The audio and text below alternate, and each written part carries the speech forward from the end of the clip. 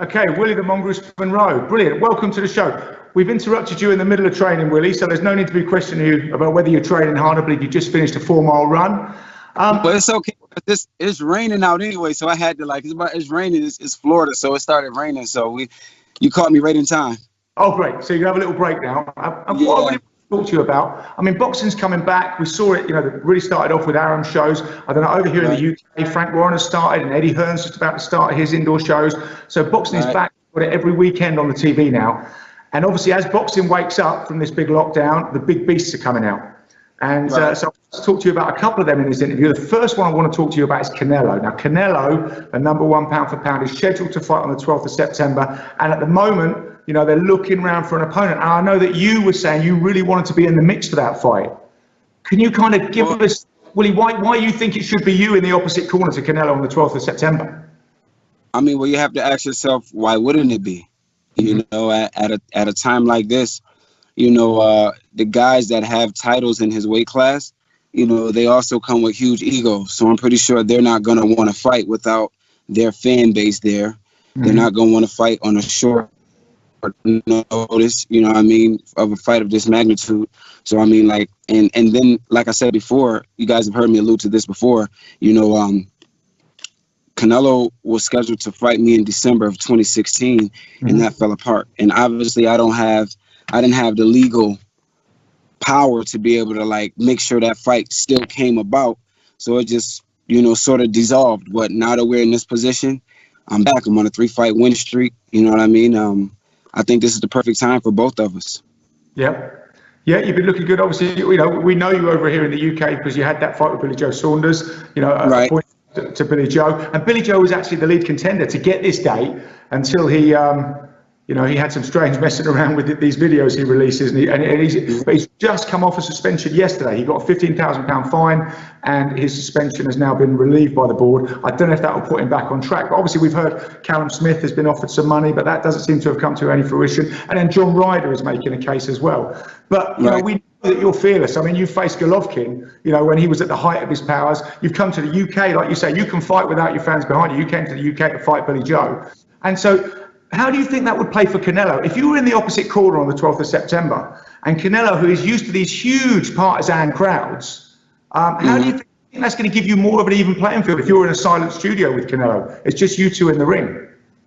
It could, but then again, I don't want to stand on that because Canelo's a professional. You don't get to being, best pound for pound without experience a little bit of everything.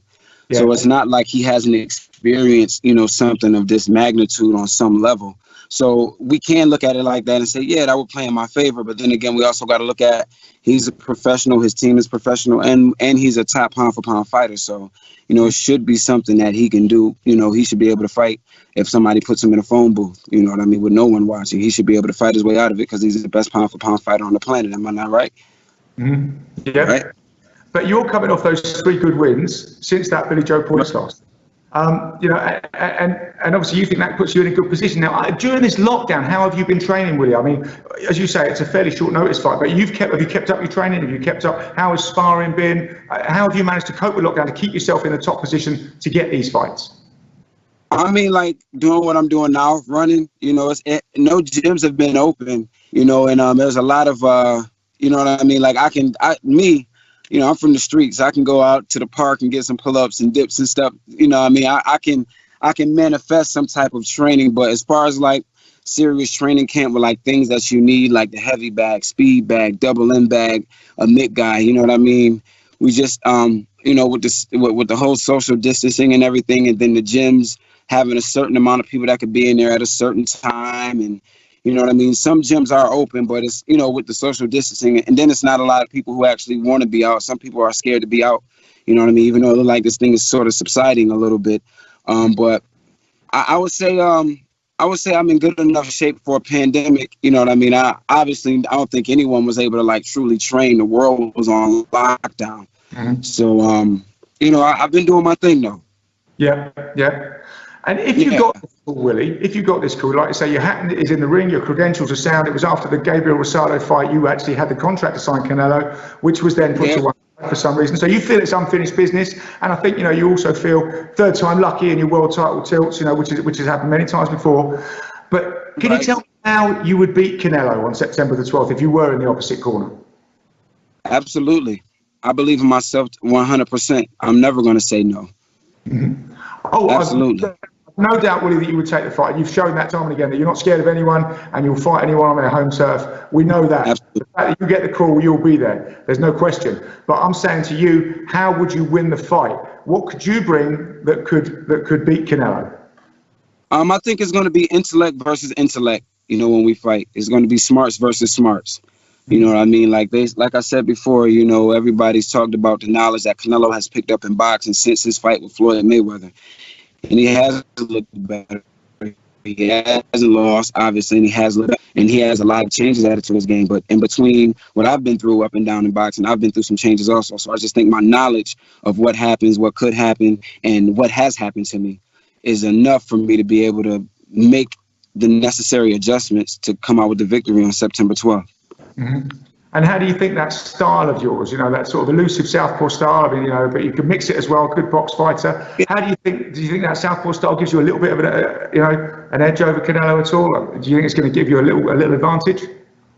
I think so. I mean, because we look at his problem, you know what I mean, and it's been with southpaws, but he still hasn't officially lost to a southpaw. So, you know, I think he makes necessary adjustments, you know what I mean? And I heard that Canelo, you know, from, you know, here, I don't know if it's hearsay or not, but I heard that Canelo, you know, actually keeps southpaw sparring partners in his camp, even when he's not preparing for a southpaw, just to get a different look.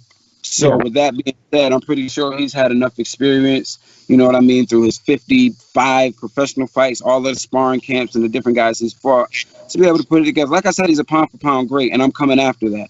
You know what I mean? And that's what I want. You know how they say my favorite athlete was Kobe Bryant and Deion Sanders.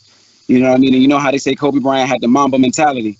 I got the mongoose mentality, and you know snakes never beat a mongoose. You get what I'm saying? So, can I ask you about another thing? What's that? Right. I mean, one thing, we talked about this in this fight, you know, and you talked about Canelo's pedigree and his experience and everything else, but you've got an amazing pedigree in boxing. You know, your father, your grandfather, it runs blood, you know, since you were a kid, and obviously, you know, your famous relative, you know, Willie Monroe, you know, see Willie the Worm Monroe, you know, first man to beat Hagler.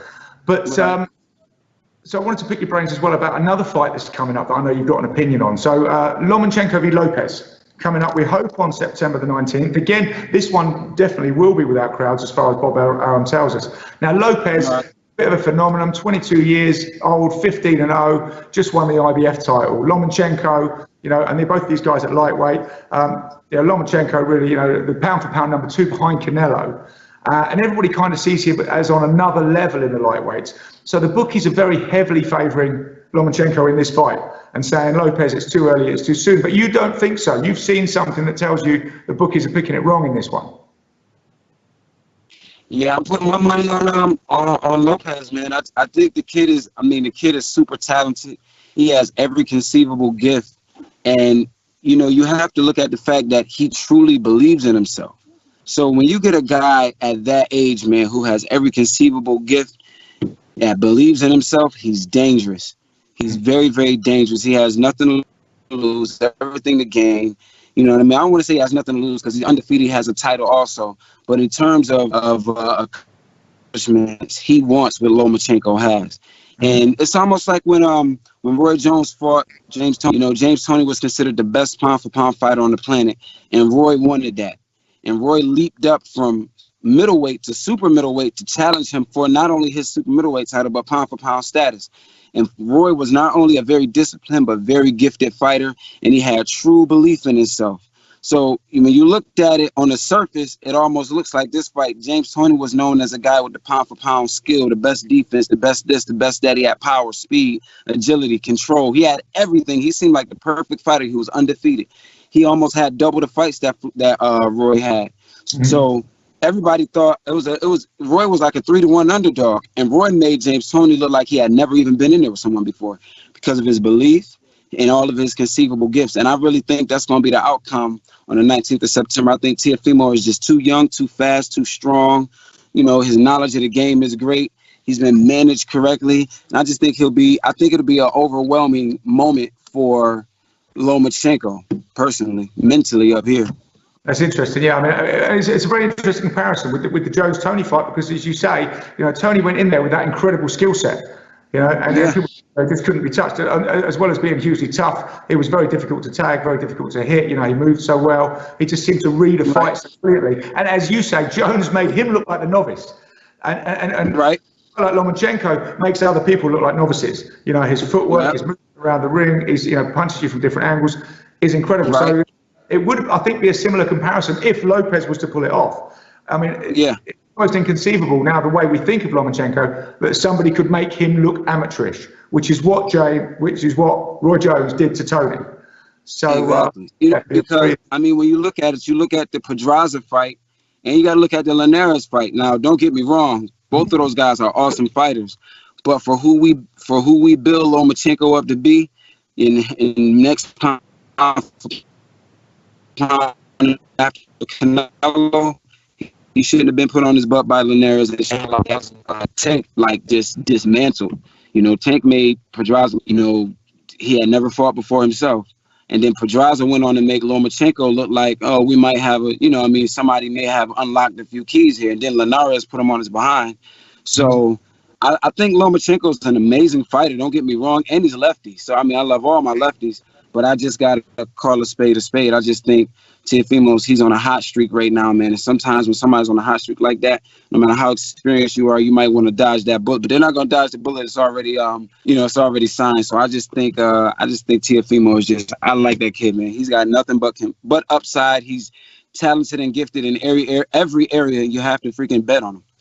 And when it's all over, man, I do want to come back over to the UK. Yep. Because I want to come back over there and do some shopping with my wife, and I do want to meet some of the UK fans because I have a lot of UK fans on Instagram who are like, they order shirts, they grab the brick by brick gear, and I do want to, just enjoy the UK scenery, Definitely. Well, look, you're very well respected. Oh, my God. I'd love to see you back over here, whether it's boxing or whether it's just to see your fans. You're always welcome in the UK, believe me. That means a lot. Thank you. Thank you, brother. Thank you for your time. Yep.